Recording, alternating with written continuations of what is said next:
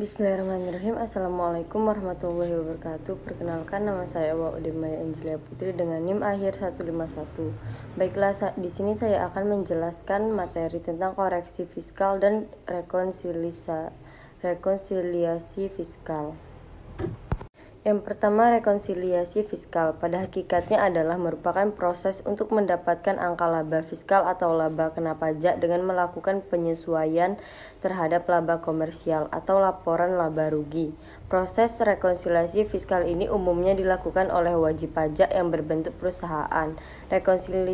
Rekonsiliasi yang dilakukan akan menghasilkan koreksi fiskal yang akan mempengaruhi besarnya laba kena pajak serta PPh terutang.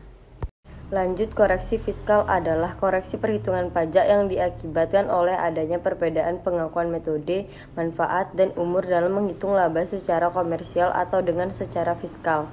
Koreksi fiskal dilakukan karena adanya perbedaan antara laba atau rugi menurut perhitungan akuntansi komersial dengan akuntansi fiskal. Maka sebelum menghitung pajak penghasilan yang terutang terlebih dahulu, laba atau rugi komersial tersebut harus dilakukan koreksi fiskal sesuai dengan UU nomor 17 tahun 2000. Lanjut, jenis-jenis koreksi fiskal.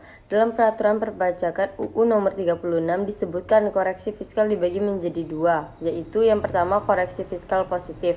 Koreksi positif umumnya disebabkan oleh biaya-biaya yang tidak diperkenankan oleh pajak sebagaimana diatur dalam pasal 9 UU PPh biaya-biaya tersebut. Yang kedua, koreksi fiskal negatif. Koreksi fiskal negatif akan menyebabkan laba kena pajak berkurang atau pengurangan PPh terutang, sebab pendapatan lebih tinggi daripada pendapatan fiskal dan biaya-biaya komersial yang lebih kecil daripada biaya-biaya fiskal. Penyebab dari munculnya koreksi negatif seperti biaya penghasilan yang dikenakan PPh final dan penghasilan yang tidak termasuk objek pajak tetapi termasuk dalam peredaran usaha.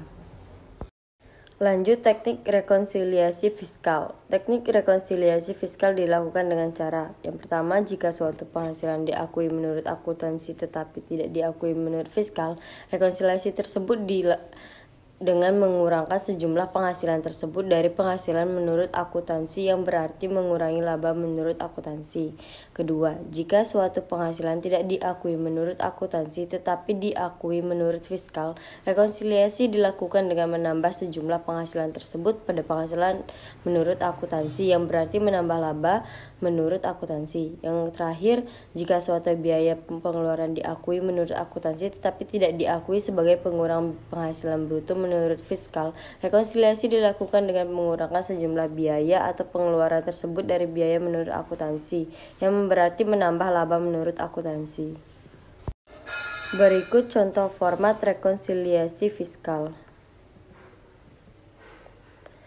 Baiklah, itu saja yang dapat saya sampaikan. Saya akhiri dengan wassalamualaikum warahmatullahi wabarakatuh.